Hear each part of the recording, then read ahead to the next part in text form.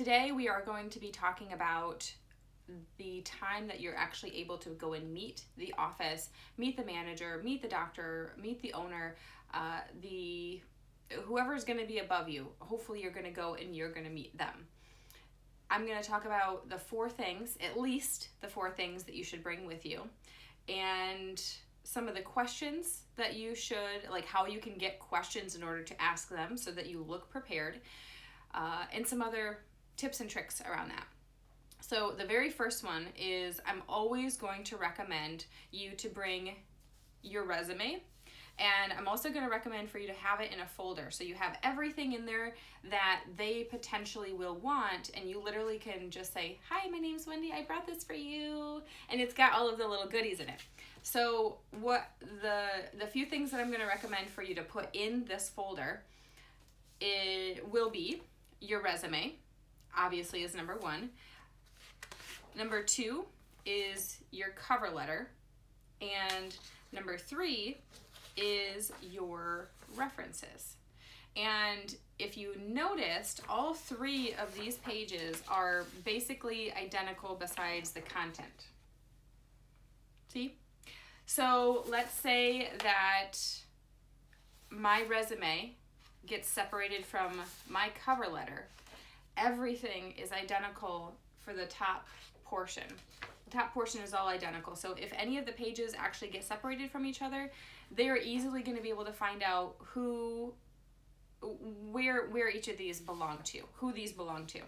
And it makes everything much neater for them. Now, if they say that they don't want it, some people are just very digital minded and they would rather keep everything on the internet, and that is fantastic. I assume that if that was the case, that all of these have already been emailed or sent or uploaded via LinkedIn or Indeed or wherever you've got. Basically, as long as everybody has got this information, that is what is key. Another thing that I have in my folder is interview notes. So if you can either type up some notes ahead of time, which I'm always going to recommend that you go to their website and you look at their About Me section. Learn about the dentist, the doctor, the owner, learn about the practice, learn about their mission statement and any of the team members that are there. See if you might be able to fit in with this team, because when somebody is hiring, they don't want to just fill a seat. They don't want to just put a butt in a seat. They want to put the right person with the right traits and attributes into the seat versus just a random person off the streets. Obviously, people, you don't want to just work in any environment either, because as the recruiter that I am, I hear all the time people say, "I just wasn't a good fit. They're really gossipy. I don't like this. I didn't like that." You can potentially avoid a lot of those issues or problems ahead of time by doing the research and by doing the due diligence ahead of time versus waiting until afterwards and you find out then you don't actually like the place that you're going to work at. So hopefully with having all of this stuff with you, and by acquiring some of this knowledge that I'm going to give you today, hopefully these tips and tricks will be able to help you land your dream job. Something else that I think is super important for you to bring is something to hold on to your resume and your cover letter, your folder that I just showed you. So have a Padfolio or a Trapper Keeper or another folder that you can have more items inside of, because I'm going to recommend for you to also bring a pen with you. I have spoken to many hiring managers that say when I talk to a candidate and they don't have a pen when they show up to their resume, I automatically know that I'm not going to hire that person. Literally, I have heard that from way too many people. So if that is the deciding factor between you and another person, bring a stupid pen. Just bring it. So if you can have your Padfolio or your Trapper Keeper and a notebook. Who put that there? What? If you can have all of this information with you, that is going to be super helpful. So this looks very professional when you bring this and you have this with you. Plus, if you think that you're going to have an emergency or something's going to happen where you're going to need your cell phone, which I'm going to hopefully you're going to leave your phone in your car, but this is another spot that you can put your car keys or your wallet, especially for us ladies that don't have pockets, because we're blessed with having no pockets, you know. This will also make it so you don't have to bring in your purse. You can put your driver's license in here, and if they ask you to fill out an application where you'll need your driver's license number or something along those lines, then all of this information will be inside of here, and you're not fumbling around. You're not having to put all of your stuff on a counter in order to just get your pen out or whatever. So that's what I'm going to recommend, is for you to have some kind of a Padfolio or Trapper Keeper with all of these items inside of it. I know I had touched on it just a minute ago, but go to their website, and let's say if they have blogs for their website and they have an About Me section or a mission statement. If you can take some of the keywords from their mission statement and include it when you meet them, I can almost guarantee that they're going to be like, oh, people don't usually use that word. Oh, why would you say that? That sounds just like us, right? Okay, so think proactively, and that is one way that you're going to be able to kind of get on their good side, is be able to almost reference back some of the things that is about their practice.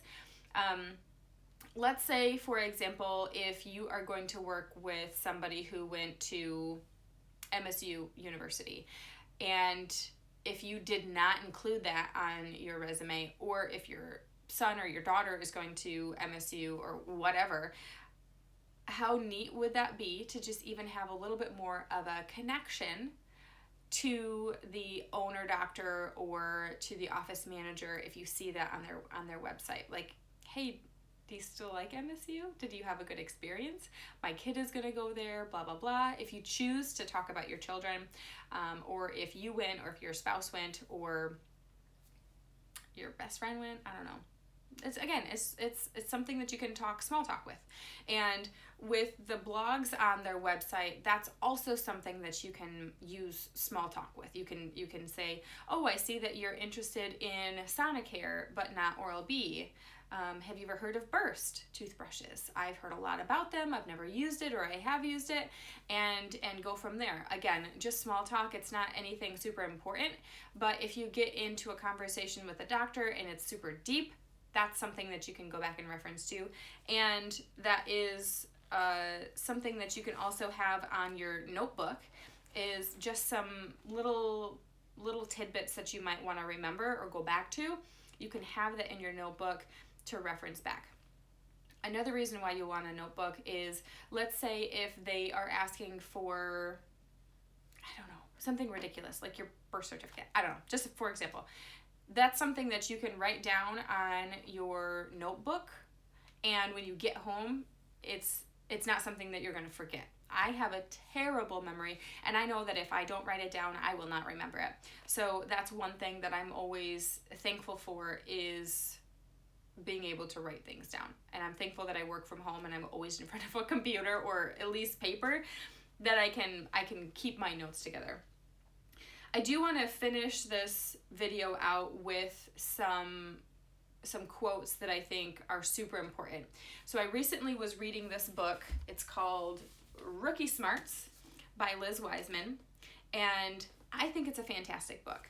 The overall essence of the book is talking about how you don't necessarily have to have all of the experience in the world in order to get this position. Let's say they want 5 years of experience, but you only have 2 years of experience. Especially if you read this book, you can get more creative ideas to be able to talk to them and explain to them why they should choose you over somebody with 5 or 10 years of experience. But I'm going to give you 2 quotes today that hopefully will help you and maybe will encourage you to read the book because, again, I really love this. The first one is experience is a liability. And I thought that this was really interesting. I actually had to go back like a minute and re-listen to it to make sure that I was actually paying attention and getting the whole essence of what they were talking about. So that's where I say that sometimes having 2 years of experience is better than someone having 10 years of experience, because if you have someone with 10 years of experience, they might be set in their ways. They might have old experience and old knowledge that is going to be a little bit difficult for them to actually transition into the new way that things are being done. Now, if you have 2 years of experience, typically your brain is still pretty fresh. You're still super interested in learning it, and it might take you a few extra days to learn it than what somebody with 10 years of experience might be able to learn. But I don't say discount applying for any position that says 5 years of experience and you only have 2 years.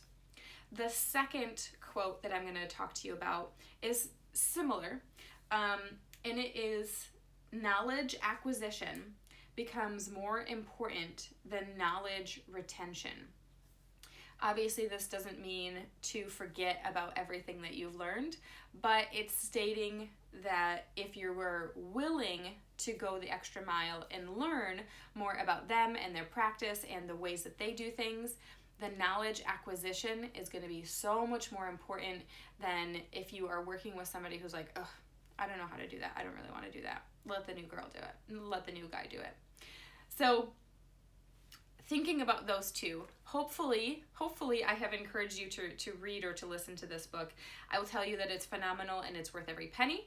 And I kind of have recommended it to like basically everybody in the whole world by now. Everybody that I know, I've kind of recommended it to because I really think that it's phenomenal. She's got another book called, Liz Wiseman has another book called Multipliers. Again, another fantastic book. If you're into books, I am also into books. Comment below and I can provide you with some additional links that I will share where I listen to books at. I guess not where I listen to books at, but some of the books that I've already listened to or read. And I can kind of provide some of that information to you. If you've got more questions I haven't answered, or if you can think of something that you are interested in learning about with acquiring a new job, finding your dream job, I encourage you to drop it in the comments so that I'm able to make a video specifically for you. I will address it to everybody, but if I'm able to help you out and more people, that is what is most important to me. Being able to help out the majority of people and help guiding people to a better place, a better work environment. Because let's be real, if you're not in a good work environment, you're probably not in a super happy place at home or while you're at work, and that makes you not usually a very happy person overall. So let's turn that upside down and encourage you to go the extra mile so that you get compensated the extra mile too. I think that that's possible. Good luck, and I hope to see you on the other side. Comment below if you end up getting that job after you have done all of this, and I will cheer you on right next to the rest of the comments below. Have a fantastic day. I'll see you next week.